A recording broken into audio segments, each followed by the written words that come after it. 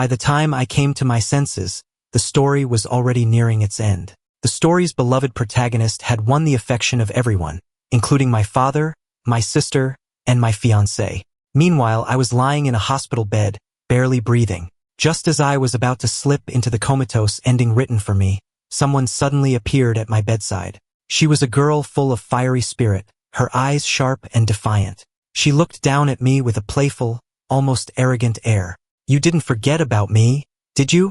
she said. "Childhood friends never turn their backs on each other. Ethan, I'm here to take you back and raise hell." I was dying. On the day of Liam and my fiancée Ava's engagement party, I got into a car crash.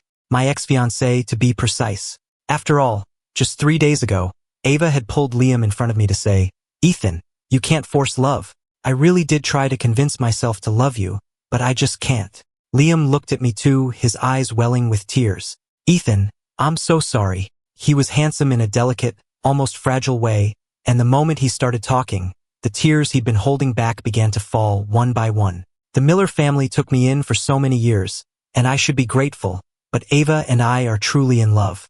I can't just hand her over to you." I watched them with a blank expression, thinking this wasn't something they should be crying to me about. The Millers and the Prestons were joined by a business alliance. If they wanted to break the engagement, they should have gone to our parents. But then again, I knew my father and my sister would side with Liam without a second thought. As expected, when they brought it up that evening, my sister Hannah didn't even bat an eye before agreeing on the spot. "Liam is a son of the Miller family too," Hannah said with a smile. "It's a Miller-Preston alliance, so it doesn't matter which one of you marries their daughter. We don't even have to cancel the party. Liam can just take your place." And just like that, in the span of 2 days, my fiancé became Liam's. He was going to walk towards the girl I once loved, on the very day I had so carefully chosen, wearing the tuxedo I had designed for myself. They even tried to force me to be there to watch, but they wouldn't get the chance. My vision was filled with red. I could only faintly hear a chaotic jumble of voices and the wail of an ambulance. This was for the best. I let out a weary breath, feeling an unexpected sense of release. In the hospital, my spirit floated high above, silently watching the medical staff bustling around my body on the bed below. The patient's external injuries aren't severe, but his will to live is extremely weak. "Have you been able to contact his family?" A nurse held my phone, scrolling to the first name on my emergency contacts list. Her eyes brightened. "Okay, I've got it. It's his sister's number." "Hello, The person on the other end didn't even let her finish, cutting in with a cold sneer. "Ethan, where are you right now? It's Liam's engagement day. Did you have to throw a tantrum and make everyone miserable? Did you think not showing up would embarrass him?" Her voice was icy and mocking. "Ava doesn't love you. Nothing you do will change that. I suggest you." Before she could finish, the nurse holding the phone snapped out of it and frantically ended the call. The doctor's expression was grim. "His vitals are fading." The emergency room descended back into chaos. But my spirit, hovering in the air, felt incredibly weary, heavy. I kept telling myself, "You saw this coming, didn't you? You're just the supporting character in this novel, meant to make Liam shine. The people in your life were written to love Liam. No matter what you did, they would only ever see him. You knew all of this, so why were you still hurting?" An overwhelming wave of doubt and self-reproach washed over me. Just as I was about to be pulled into an endless darkness, a clear voice cut through the noise. "Ethan." A nurse blocked her at the door, looking her up and down. "Are you his sister?" The girl froze for a second, then realization dawned and she exploded. "Hell no, I'm not his spineless, good-for-nothing sister. You tell him Chloe Carter is back. And if he's not dead yet, he'd better get up, because I'm here to take him back and raise hell." Chloe Carter? I searched through the fog in my mind for a moment and finally, the name clicked. But why was she back? The truth is, Hannah and I used to be very close. But then Liam arrived. He didn't have our last name back then. I can't quite remember what it was. I just remember a 16-year-old boy, as frail as a reed in the wind. He huddled behind my father, cautiously sizing up Hannah and me. My father gave us an apologetic smile. "Hannah, Ethan, this is Liam. He's the son of an old friend. His mother passed away from exhaustion last month, and there's no one to look after him. I thought I'd bring him here to live with us. What do you think?" Before I could say a word, Hannah cut in with a sneer.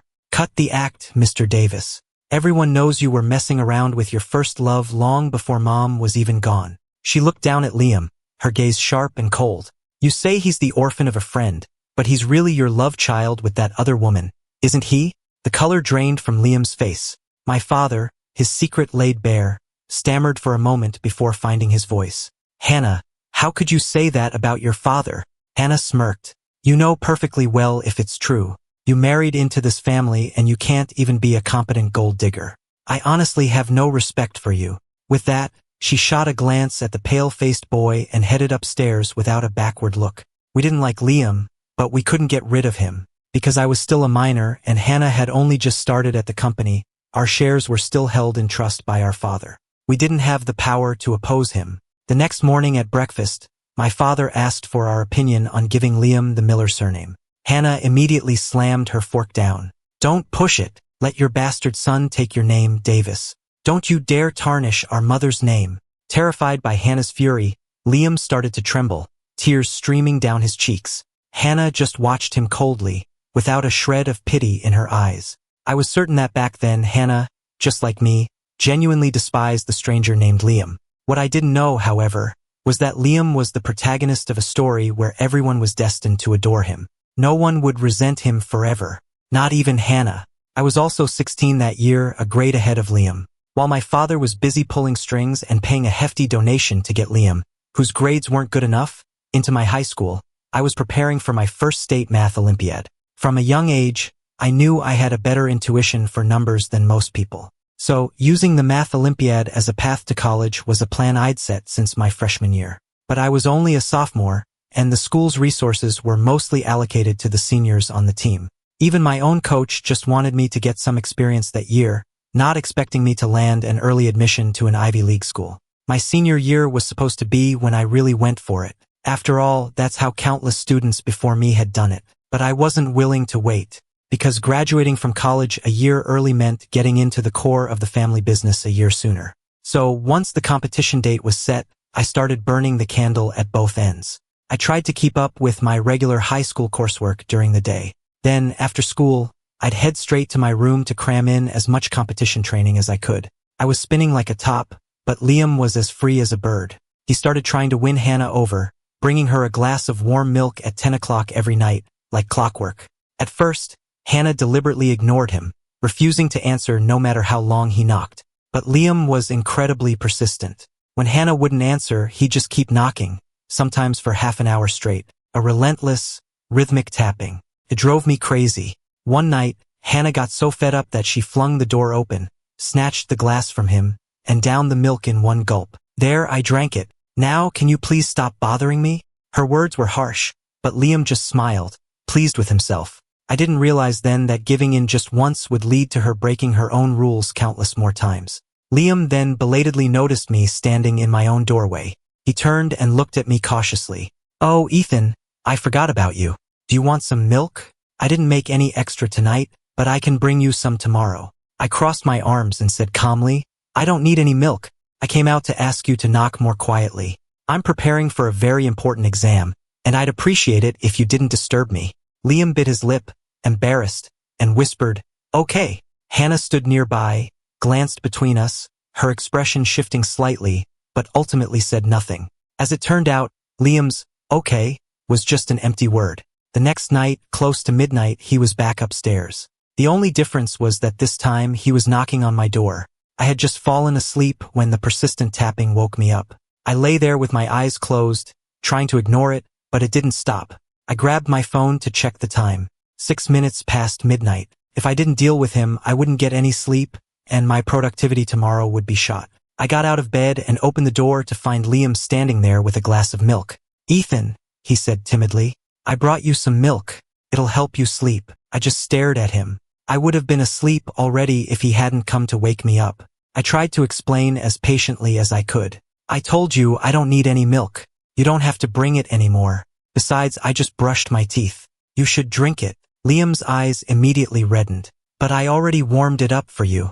Just have a little. He held it out to me, and I instinctively put up a hand to block it, but I accidentally knocked the glass, spilling hot milk all over his arm and turning the skin bright red. He cried out in pain, startling Hannah in the next room. What are you doing now? Though she frowned at Liam, her eyes were already scanning my room.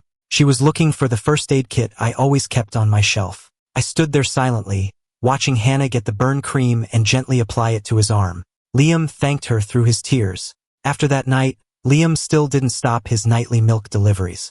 After a solid week of being woken up by him, I finally snapped.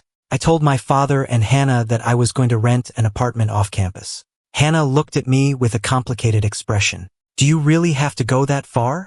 I nodded, my mind made up. I couldn't be sure if Liam was doing it on purpose, but this competition was too important to me. I couldn't afford any distractions. I quickly found a place, moved out, and threw myself completely into my preparations. That was, without a doubt, one of the happiest and most fulfilling times of my life. No Liam, no family drama, just a group of like-minded friends all working towards the same goal.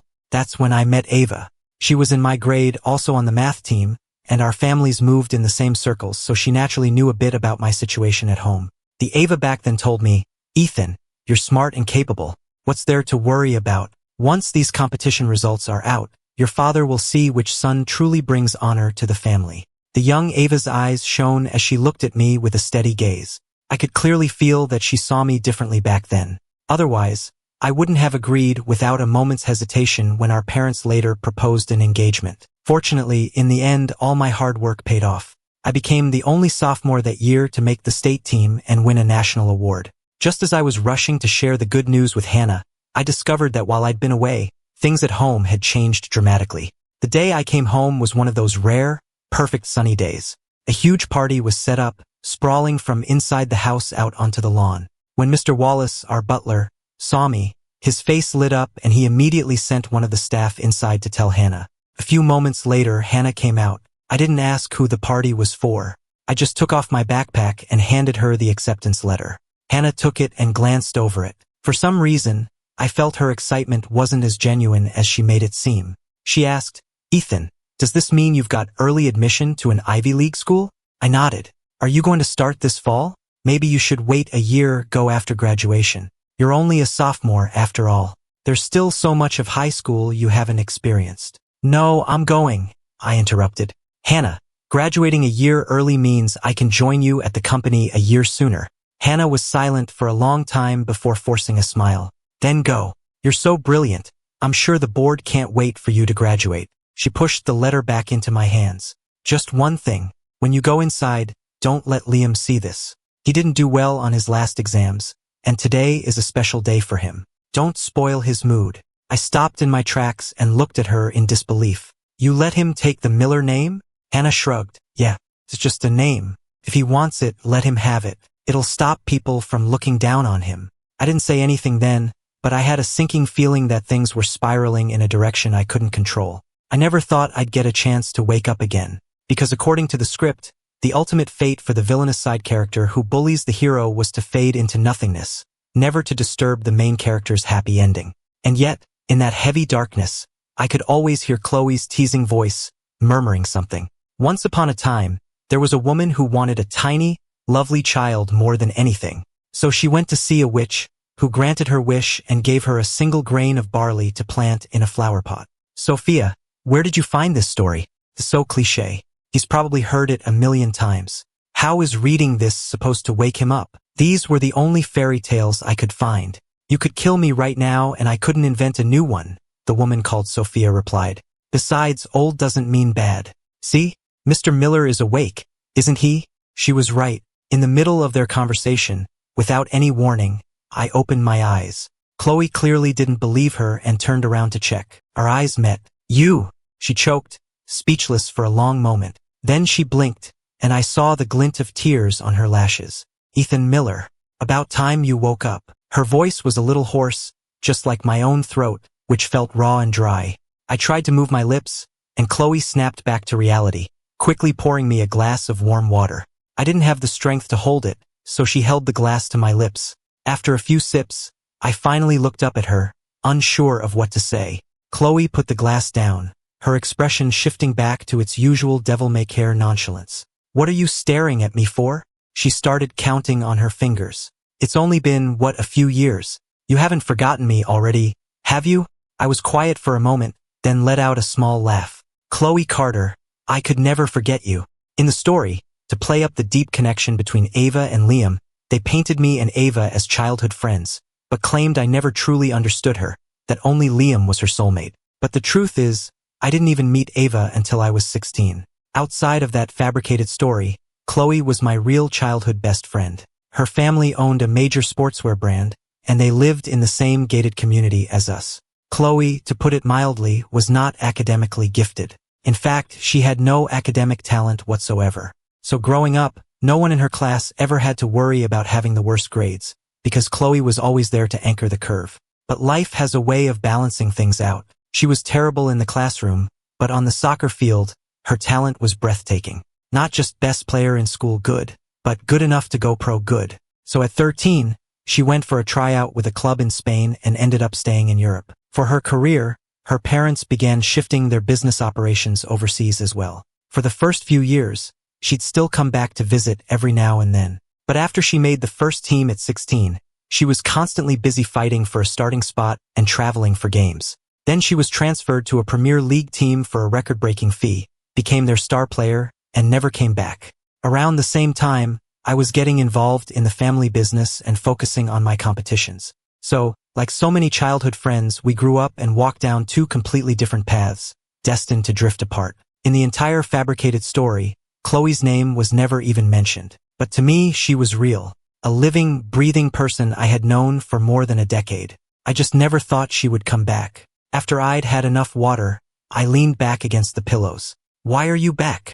Before Chloe could answer, the blonde woman beside her spoke up. "Mr. Miller, it's the off-season. Chloe heard you were getting engaged and flew back specially for it. We never expected to walk into something like this." I turned to look at her, and she quickly introduced herself. "Hello, Mr. Miller. My name is Sophia.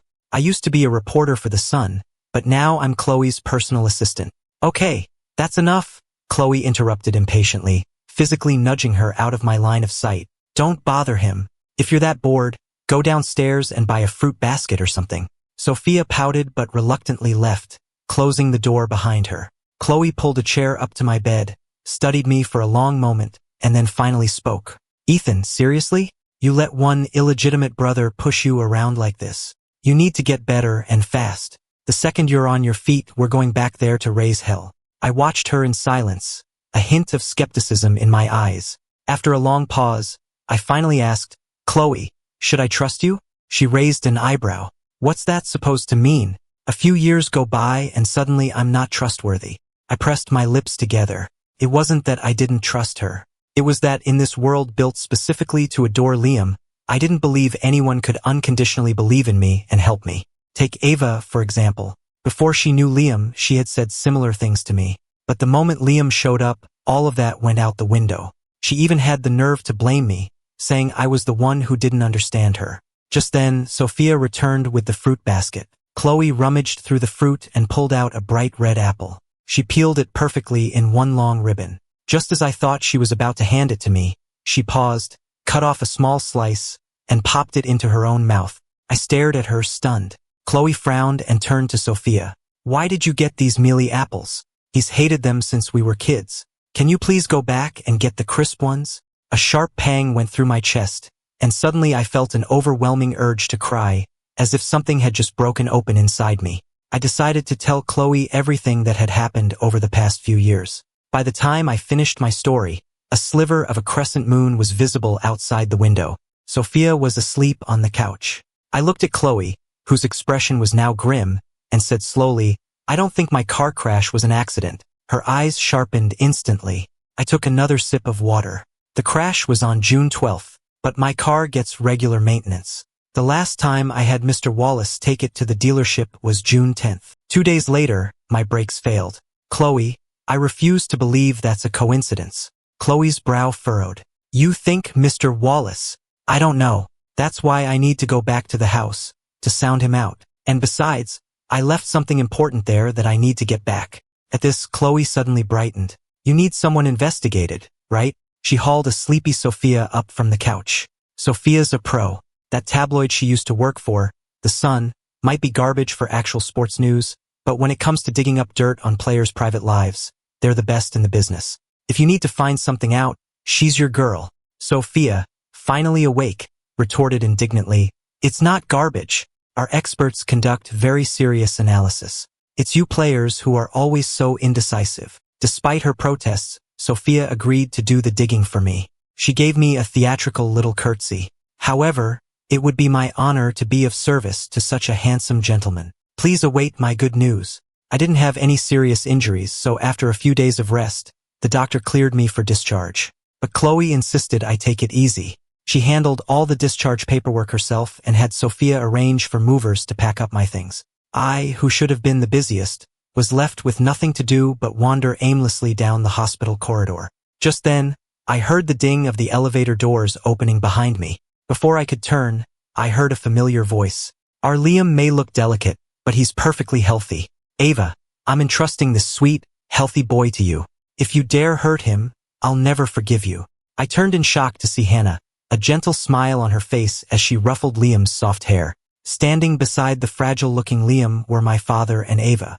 My eyes fell on the medical forms in their hands, and seeing the faint smiles on their faces, I quickly figured it out. They were here for Liam's prenuptial health screening. They spotted me a moment later and froze. The others subtly shifted to stand in front of Liam. When did you wake up? Hannah demanded, her brow furrowed. Ethan, why did you follow us here?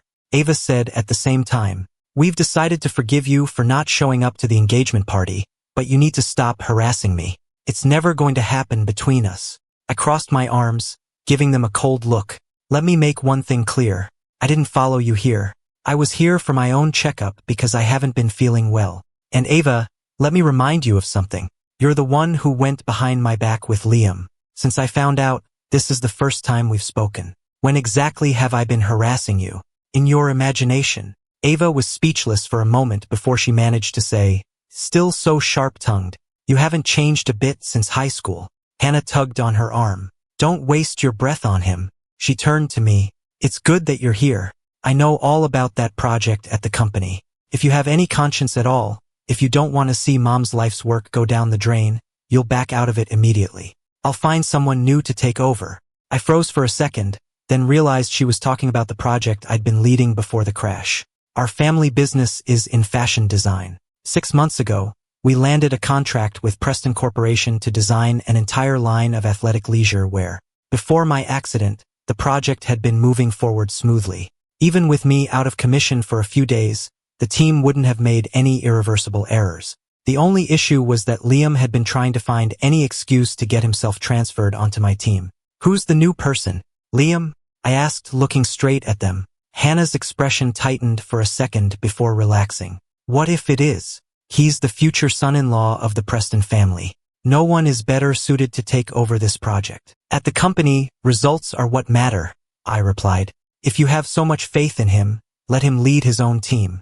We can both submit our proposals to Ms. Preston, and she can decide which one she prefers. That's right. My contact at Preston Corporation was Ava's aunt, Eleanor, not Ava herself. That was one of the reasons I was confident enough to make the proposal. Liam, who had been quiet until now, finally spoke up. His eyes were red-rimmed as he said softly, Ethan, you're putting me in a difficult position. Miss Preston has known you your whole life. Of course she'd be biased towards you. Just as Ava and Hannah were about to jump in to defend him, a clear voice cut in from behind me. Well, quite a party we're having here in the hospital. Chloe strolled down the hallway, holding a receipt. When she reached my side, she casually slung an arm over my shoulder and sized up the others.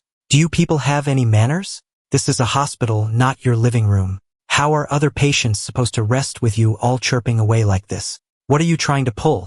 Chloe's accusation was completely baseless, of course. This was the VIP floor, which was usually empty, and at the moment I was the only patient. But Liam didn't catch that. He glanced at me and whispered in protest. But Ethan was talking too. Chloe pretended to clean out her ear. Yeah, but some voices are different from others. Hearing Ethan's voice makes me happy. Hearing yours just gives me a headache. Chloe wasn't exactly the most refined person. Her insults were blunt and brutal. Her words hit their mark, and Liam's eyes immediately filled with tears. Ethan, who is she? Ava pulled the sobbing Liam into her arms, her gaze fixed on Chloe's hand on my shoulder. I opened my mouth to speak, but Chloe cut me off. Isn't it obvious? I'm Ethan's one and only childhood best friend. She raised an eyebrow, putting extra emphasis on the words, One and only. I clearly saw Ava's hand, holding Liam, tighten its grip. Liam, who had been sobbing, stopped mid-cry and looked up, surprised. I grew up with him and I've never seen you before. If anyone's his childhood friend, it's me, Ava said, her voice flat and unreadable. Chloe pulled out her phone and glanced at the time, her voice laced with impatience. Don't flatter yourself. You didn't even meet him until you were 16. How does that count as growing up together? Ava's face turned pale with anger. Why is everyone here so stupid? I feel my IQ dropping just talking to you, Chloe said, turning to me. Ethan, can we please go? I'm getting a rash from being around these morons. I was silent for a moment, then I smiled and gave Chloe a firm nod. Outside the hospital, Chloe started ordering a ride on her phone. As she tapped at the screen, she asked, "You're not mad about what I said back there, are you?" I shook my head. Not at all, Chloe. You were brilliant. After all these years, you still haven't lost your touch. I was genuinely pleased. I'd been raised with a traditional, elite education. It didn't exactly include lessons on how to trade insults. So whenever I found myself in situations like that, I'd instinctively try to turn it into a logical debate, which always left me feeling exhausted. But Chloe was different. She didn't bother with logic. She just opened her mouth and let fly. Listening to her argue was, in its own way, relaxing. Chloe opened the rideshare app, then glanced at me. I'm calling a car. Where to? You're not planning on going back to that house, are you? No, I'm not going back, I said, letting out a long breath. I had no intention of setting foot in a place where someone who wanted me dead might still be lurking. But I do need to get my things. Chloe, would you? I didn't have to finish. She understood immediately. What are you thinking? Of course I'm coming with you. I told you 16 bedtime stories to wake you up. What if I look away for 1 second and they try to pull something again? As she said it, there was a fire in her defiant eyes, bright enough to be dizzying. I was no exception. In that moment, a thought struck me. All these years, she'd been on the world's most passionate stages, chasing glory, surrounded by the roaring adoration of millions of fans. It had preserved in her a kind of fearless, youthful innocence. Compared to the composed, calculating young heirs I grew up with, she was completely different. When we arrived at the Miller estate, Mr. Wallace, the butler, came out to greet us. He gave me a startled look. He looked away quickly, but that one glance was all I needed to confirm my suspicions about the crash. I gave Sophia a subtle look, and she immediately understood, striking up a conversation to distract Mr. Wallace. Chloe started directing the staff to pack my belongings. I went to my room alone, climbed onto a stool, and removed a few dusty hardcover books from the top shelf. Behind them, tucked away in the back, was a small metal box. I took the box, pried it open, and found a silver flash drive nestled inside. I let out a breath I didn't realize I'd been holding and slipped the drive into my pocket. Just as I was putting the books back and pushing the stool away, I heard Chloe's clear voice drift in from the window. "Hey, Ethan, get down here." I looked out the window and saw her standing on the manicured lawn, surrounded by clusters of deep red and pale purple hydrangeas. I went downstairs and out into the garden, where Chloe was pointing excitedly at an apple tree. "Is this it? The tree I sent you for your 16th birthday?" I nodded. She went on, "I remember I'd just been called up to the first team, but I was the youngest and the squad was full of international superstars. I never got any playing time, just warmed the bench for ages. But our coach was a good guy. He could see I was down, so he gave me a few days off to travel around Spain and clear my head. I went to Plaza de Colón and La Rambla, and the streets were packed. It was so lively. I found out later it was almost St. George's Day in Catalonia. Everyone gives flowers as gifts, so I sent you one too. The biggest one I could find. It's an apple tree," I corrected her. "Who says apple trees don't have flowers?" she shot back. "Besides, that's not the point. Do you know what St. George's Day is in Catalonia?" I shook my head honestly. She sighed. "Never mind." "Oh right, I remember I sent a cat along with it. Is she still around?" She looked at me, her eyes full of hopeful expectation. My throat suddenly felt tight. "Chloe, the cat you gave me, she's gone." That was when I truly started to hate Liam. The moment Chloe sent her, I fell in love with the tiny creature. She was a silver tabby American Shorthair, only 4 months old. I set up a whole room for her inside and even built a large catio for her in the garden. To make the yard safer for her to roam, I had the staff replace all the thorny rose bushes with hydrangeas. I even installed a few hidden security cameras around the property to keep an eye on her. But it didn't last. During the months I was away for the competition, Hannah had her killed. It was the first time in my life I had ever yelled at Hannah. My eyes burning, I demanded to know why. She just explained calmly. She left a deep scratch on Liam's hand. She deserved it. I know you don't like Liam, she added, giving me a sideways glance. But you didn't have to use an innocent animal to get to him. But I knew my cat hadn't scratched him. She was quiet and gentle. She never approached strangers. And I was meticulous about her care. Even while I was away, I had the housekeeper regularly bathe her and trim her claws. Liam claimed he was injured just a day after her claws had been trimmed. Even if she had scratched him, she couldn't have left a wound that deep or that sharp. If Hannah had just called me, I would have told her about the security cameras. All she had to do was check the footage, and she would have seen the truth. But she didn't even give me the chance. She just decided it was my fault. My suspicions were confirmed that very night. Liam came to my room in the middle of the night, using the excuse of bringing me some soup. He sat in the chair by my bed, watching me carefully. "Ethan, the cat is gone. Don't be too sad, and don't blame yourself. The important thing is that I'm okay." I looked at him coldly and said flatly, "The cat didn't scratch you." He was silent for a moment, then said in that same soft voice, "But Father and Hannah care about me very much." They certainly did. Cared enough to believe him and dismiss me, time and time again. That cat was so annoying. It was always making noise. But my cat was quiet. She barely ever made a sound, except when I was playing with her. So, he was implying that I was the one who was annoying. That's what I thought at first. But when I looked up, I met his gaze, and it was cautious, probing. He hid it quickly, but not before I saw it. I didn't think much of it then. But now, telling Chloe the story, a strange thought occurred to me. It wasn't that Liam thought I was annoying. That look, it was like he was trying to figure out if I had seen something I shouldn't have while I was out in the garden with my cat. Something that could threaten him. So he used the cat's death as a warning. I felt the flash drive in my pocket. Things were starting to get interesting. Chloe listened to my story in silence. She reached a hand out toward me, then stopped, hesitating. "Hey, are you crying?" I lifted a hand to my face and realized my cheeks were wet. "I'm sorry. I couldn't protect her." Chloe looked at me for a moment. "Don't be sad. So, do you want to hold a cat right now?" I didn't understand why, but seeing the excited look in her eyes, I nodded. She grinned. "Well, what a coincidence." She pulled off her oversized jacket, revealing the black cotton t-shirt underneath. On the front was a custom print of an American Shorthair, one that looked almost identical to the one she'd given me. "Here, you can hug me for a bit. Just stop crying, okay? Get lost," I said, laughing despite myself. But regardless, her stupid joke managed to lift my spirits. After we finished packing everything from the house, I belatedly realized I had nowhere to go.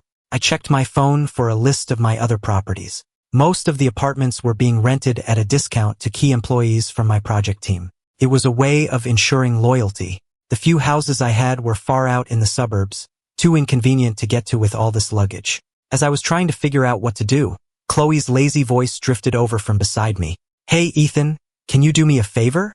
I turned to look at her. Chloe was sitting next to me, her head against the window, idly flipping through a book. It was one of my old high school math competition textbooks. She clearly wasn't reading it, just flipping the pages loudly. "My family sold off most of our properties here after I moved abroad, so I'm just renting a place downtown this time," she said, gesturing with her hands. "It's a huge penthouse, 3,000 square feet. The rent is insane, like $10,000 a month. You think you could help me out with it?" But she was one of the highest paid soccer players in the world, earning over $500,000 a week, not to mention her parents' multinational corporation. There was no way she was short on cash.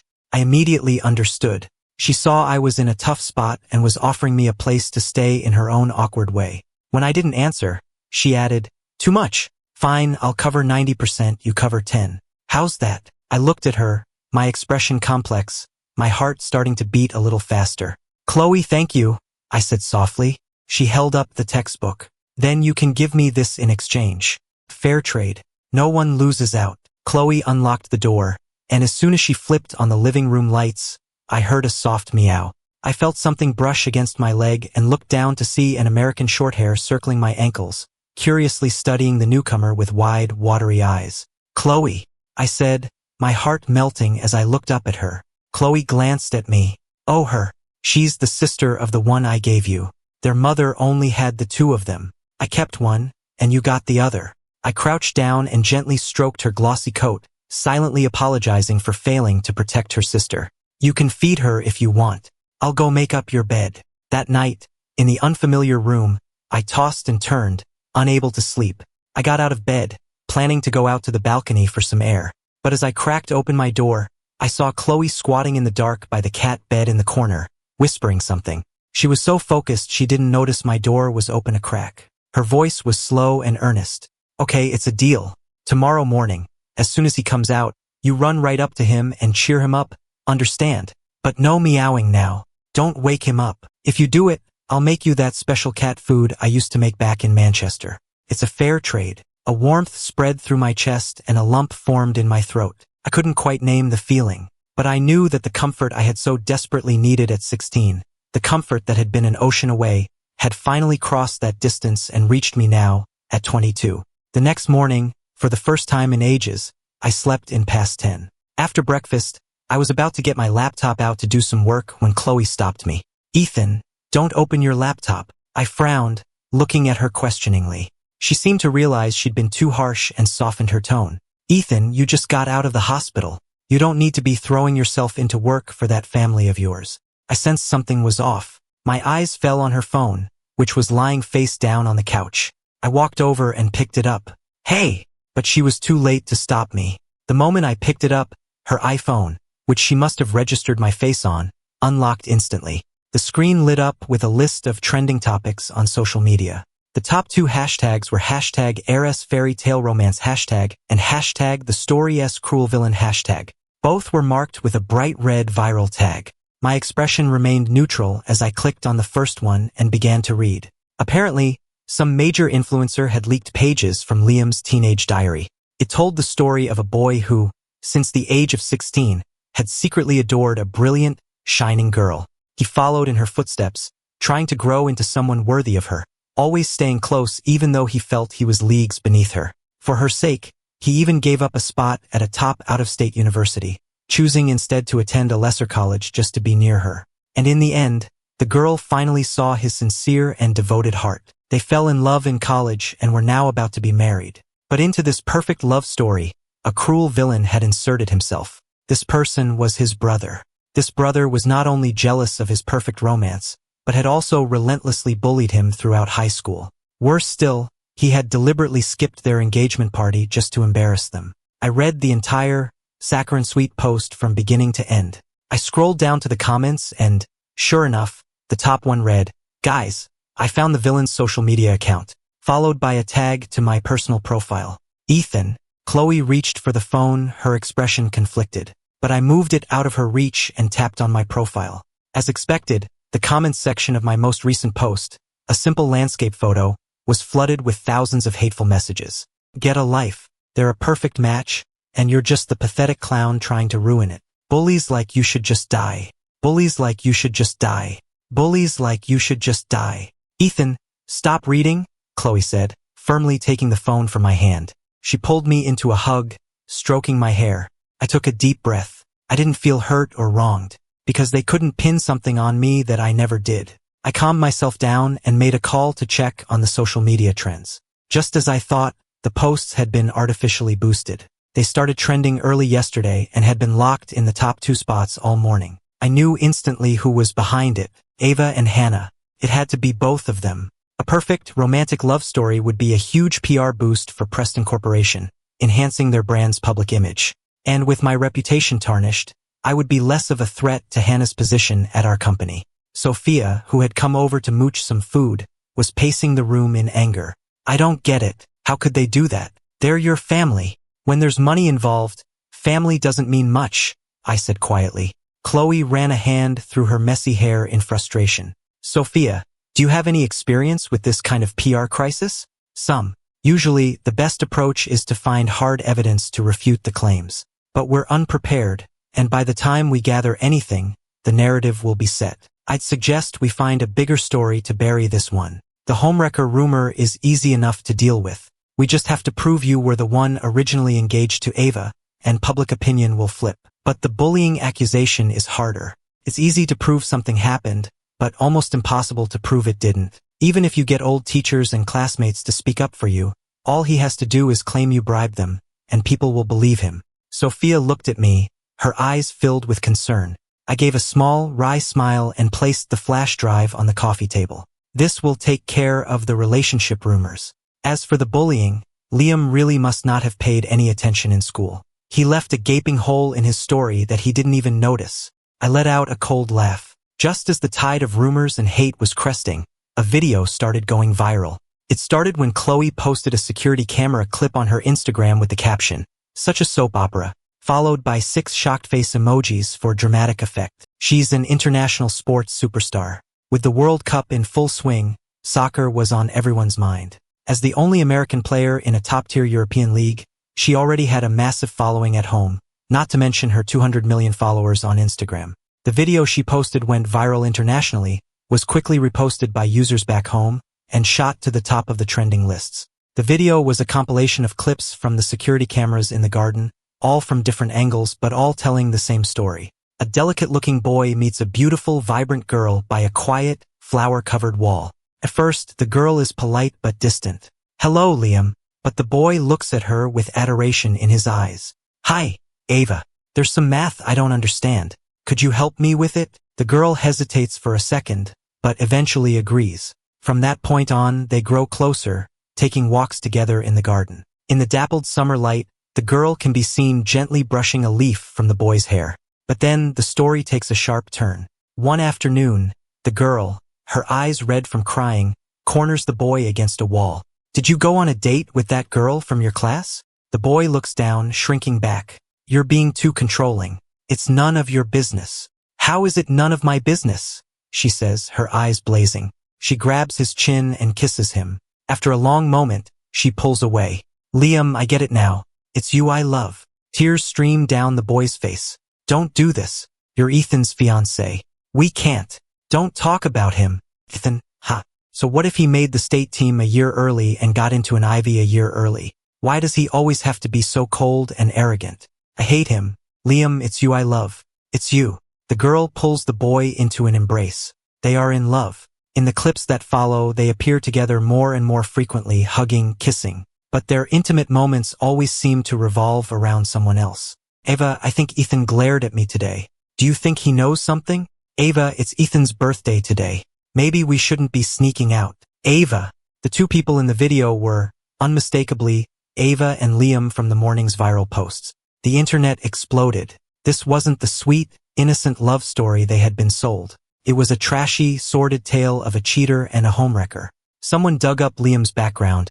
I looked into it. This Liam kid was taken in by the Miller family after his own family fell on hard times. They give him a home, and he repays them by seducing his own brother's fiancée. Shameless. A portion of the comments began to turn, flooding Liam's social media page. "What a snake.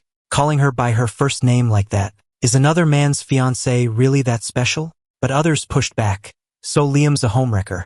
That doesn't change the fact that Ethan is a bully. If Liam did this as revenge for being bullied, I'd say it's justified." But that afternoon, the official social media account of my high school alma mater posted a statement. It stated that Liam had enrolled 1 year after me. When I was a freshman at the main campus, he was still in middle school in another city. By the time he enrolled as a freshman, I had already transferred to the quieter North Campus for the Advanced Math Olympiad program. And the year after that, I left for college in Boston.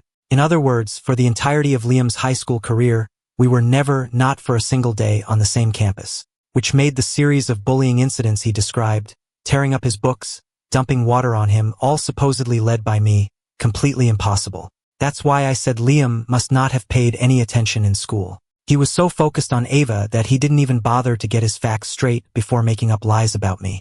And with that, the narrative completely flipped. While the online drama was unfolding, I took a trip to an equestrian center in the suburbs.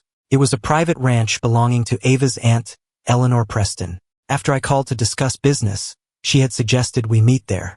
Chloe had insisted on tagging along, so I sent her off to go bother the horses. Eleanor led me to an indoor lounge and poured me a cup of tea. Eleanor was the youngest child of the Preston patriarch, only 32 years old. She wore her hair in a loose bun, her elegant features slightly obscured by the steam rising from her cup. She had a gentle demeanor that didn't at all fit the stereotype of the ruthless businesswoman she was known to be. I took a sip of tea and got straight to the point. Ms. Preston, I need this contract.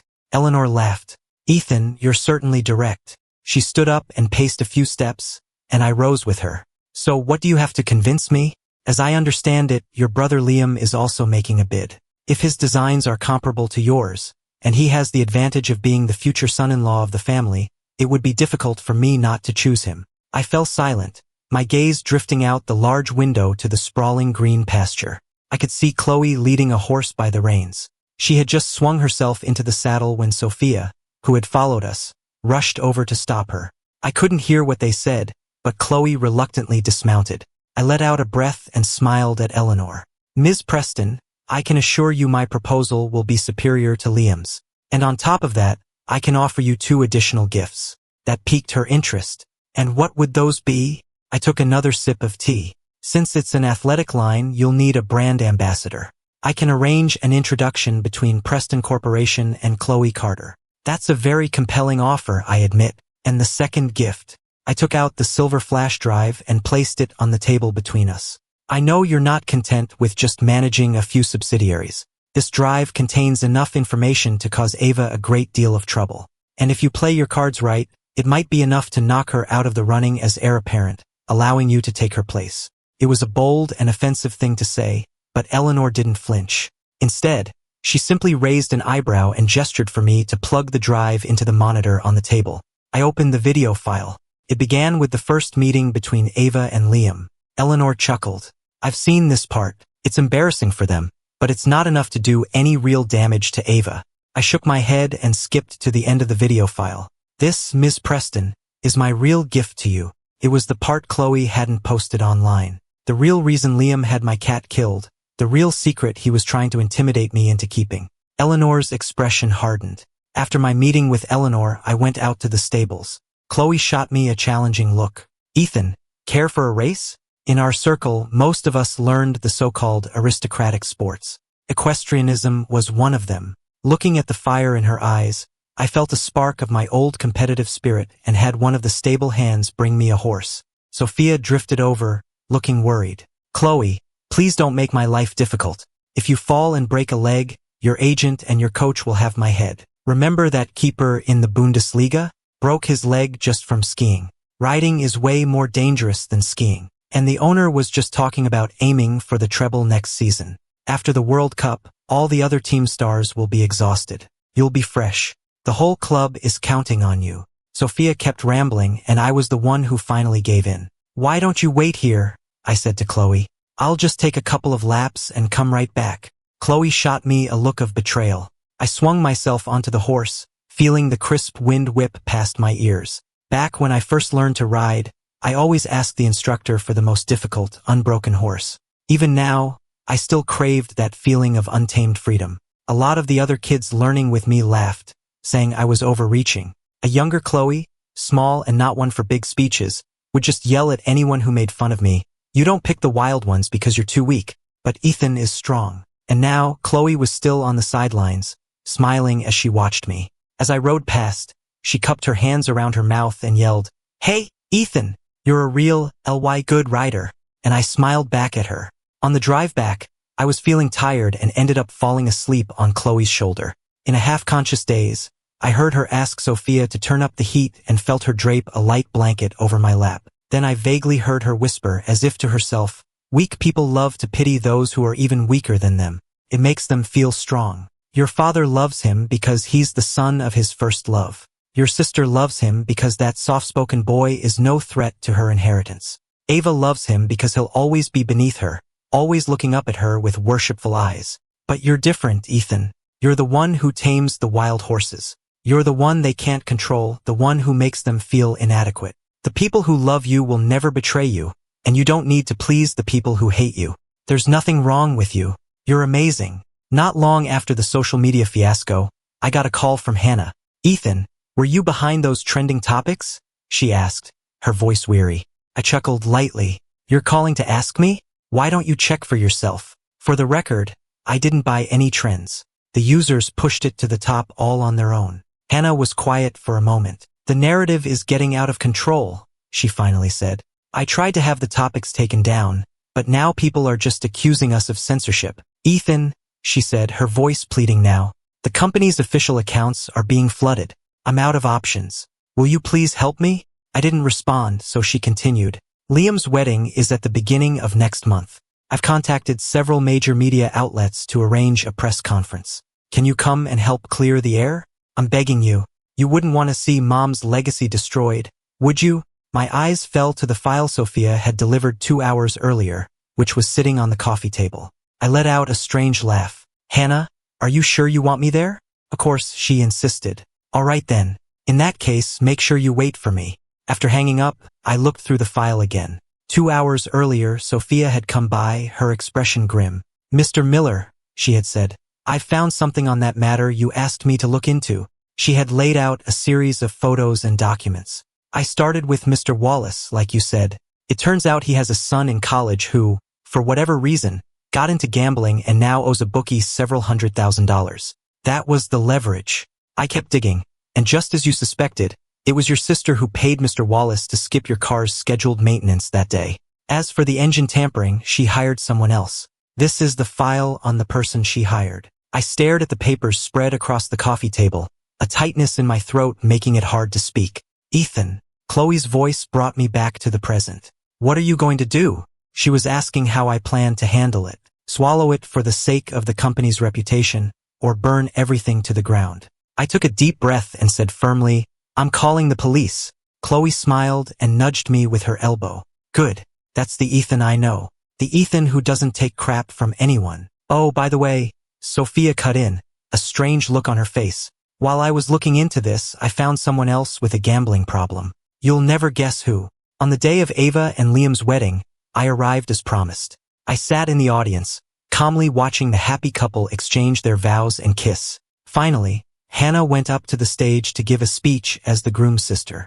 After a long, sanctimonious speech warning Ava to treat Liam well, she finally turned the topic to me. Today, in addition to wishing my dearest brother a happy marriage, I also want to take this opportunity to clarify some of the recent, unfounded rumors that have been circulating online. Her eyes moved to me, and a swarm of reporters followed her gaze, turning their cameras on me in a flurry of flashes.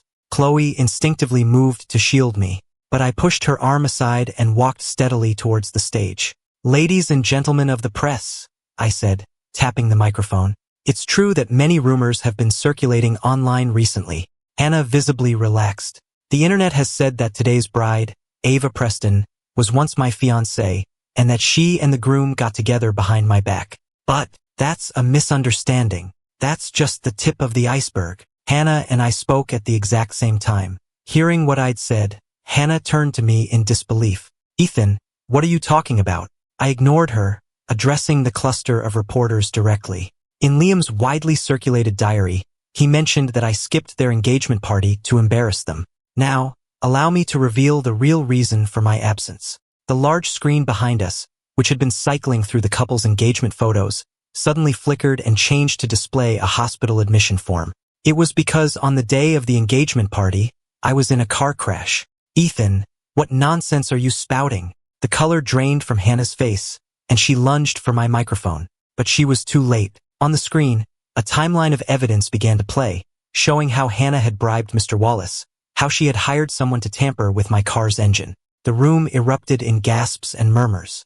A few seconds later, the sound of camera shutters grew into a frantic roar. Ethan, have you lost your mind? Hannah's lips trembled, her face ashen.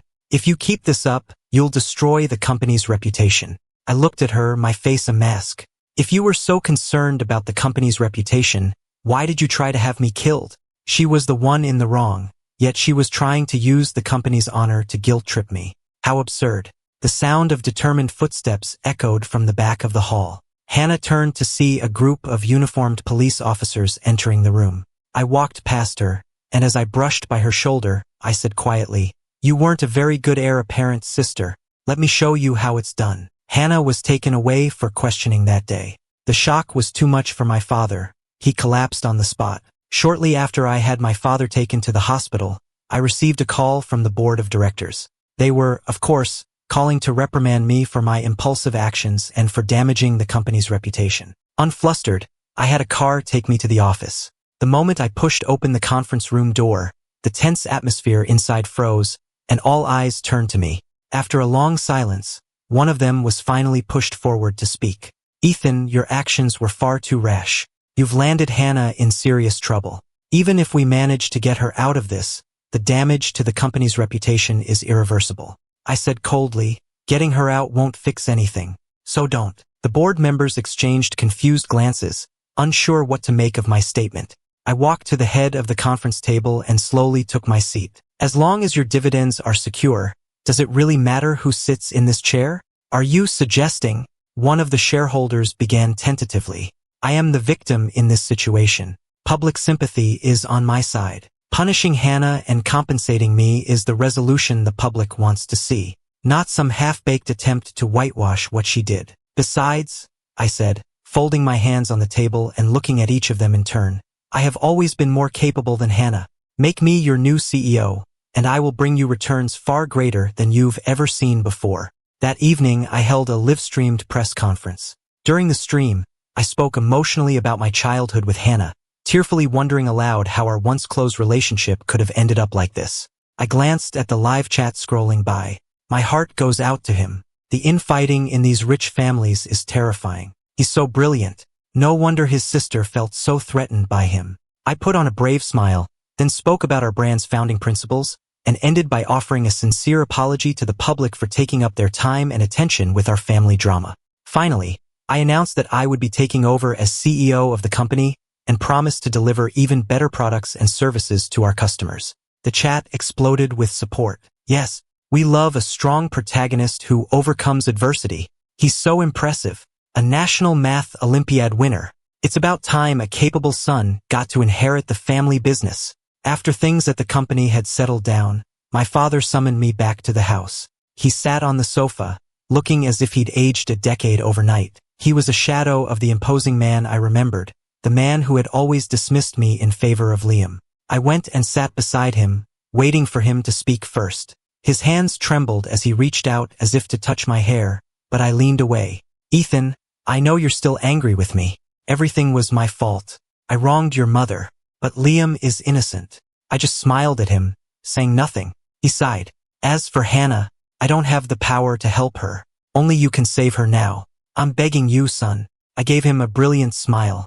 "All right, you want to get Hannah out? No problem. In a couple of days, we'll go talk to Liam and figure out a plan." At this, my father's lips began to tremble, and tears streamed down his face. "Ethan, I'm so sorry. And that foolish girl Hannah, she wronged you too." 2 days passed quickly. I accompanied my father, who now walked with a cane, to the office. We used a back entrance so as not to be seen.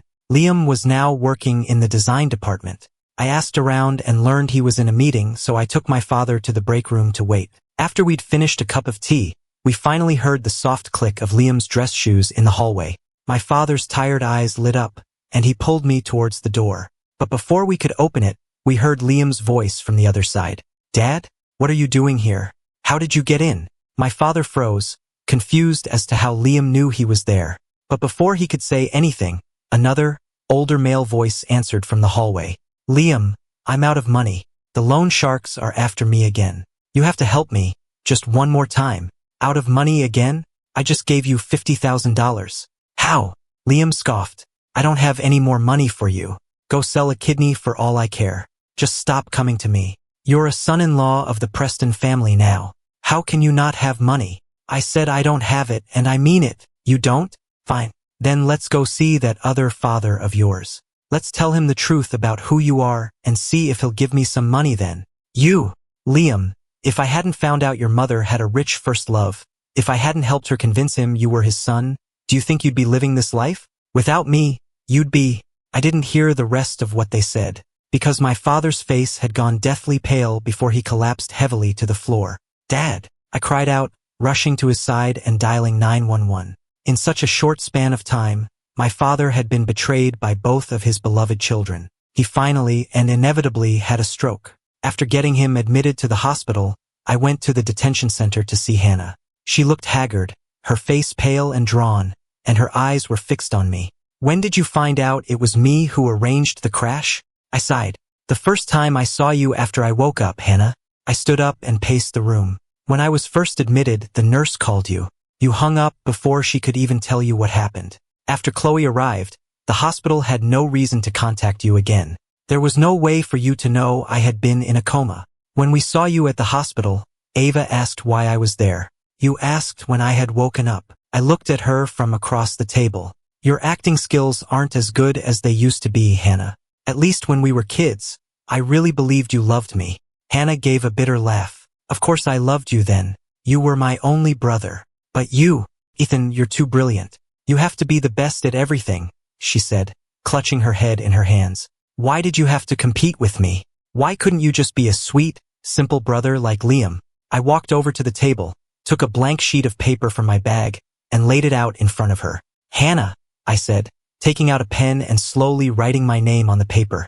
I still remember, after Mom died, you were the one who held me and taught me how to write my name. Her eyes were unfocused as she took the pen and, as if in a trance, wrote her own name on the paper beside mine. Yes, Ethan. How did we end up here?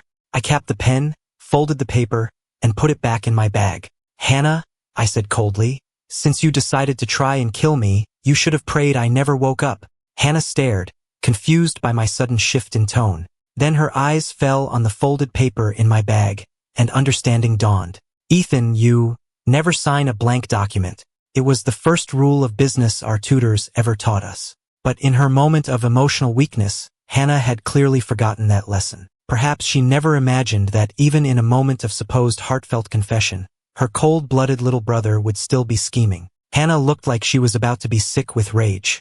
I walked out without a backward glance. After drawing up the share transfer agreement for Hannah's signature, I went back to the hospital.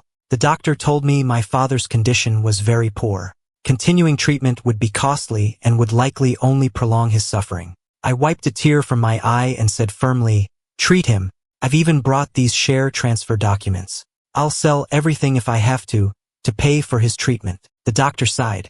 You're a good son, Mr. Miller. I wondered if a story about my filial devotion would pop up online later, posted by a random passerby. But I was certain that my father, lying speechless in his bed, had seen the agreement in my bag, with Hannah's signature clearly visible at the bottom. He was so enraged he started making a rattling sound in his throat. I just gently patted his hand, told him I'd be back to see him soon, and left. When I left the room, I found Chloe waiting for me on a bench in the hallway. She was holding a cat carrier, and the American Shorthair's fluffy head was peeking out. I heard her whispering to it, okay, so if you call me your big sister, then you have to call him your big brother. Wait, no, that makes us siblings. Who wants to be his sister? I cleared my throat and said her name. Chloe jumped to her feet. Is it all done?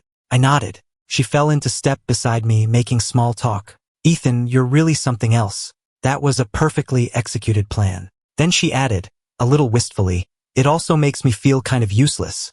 I said I came back to help you, but you did everything yourself. Even the stuff Sophia and I did, you could have just hired a PR firm and a private investigator. I stopped walking and looked at her seriously. Chloe, who said you were useless? You were more helpful than anyone. How? Well, you made me laugh. Chloe stared at me for 2 seconds, then muttered, jerk. But she didn't know I was serious. Because in the original story, I was supposed to fade into darkness forever. But then Chloe came.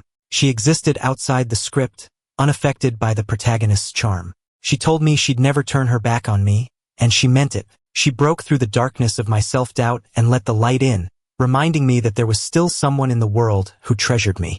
Chloe walked a few steps with her head down, then suddenly perked up, turning to me with a sparkle in her eye. Ethan, you said I was useful, right? So since I'm so useful, do you want me? What do you mean? Do I want you? You know exactly what I mean, she said through gritted teeth. At the end of the summer, I booked a direct flight to Europe. I was going to see my first professional soccer match. Before I boarded, I got a call from Eleanor Preston. Ethan, things are very tense between Ava and Liam. I just grunted in response. I wasn't surprised. A month ago, Eleanor had used the information I'd given her. That last part of the video, the part with Liam's biological father demanding money, she used it to set a trap for him. And sure enough, desperate to protect his secret, Liam had stolen a confidential bid proposal from Ava's desk and sold it to a competitor to get the money to pay his father off. He was caught red-handed. The Preston Corporation shareholders began to question Ava's judgment in choosing him as her fiancé. They began to question her fitness to lead the company.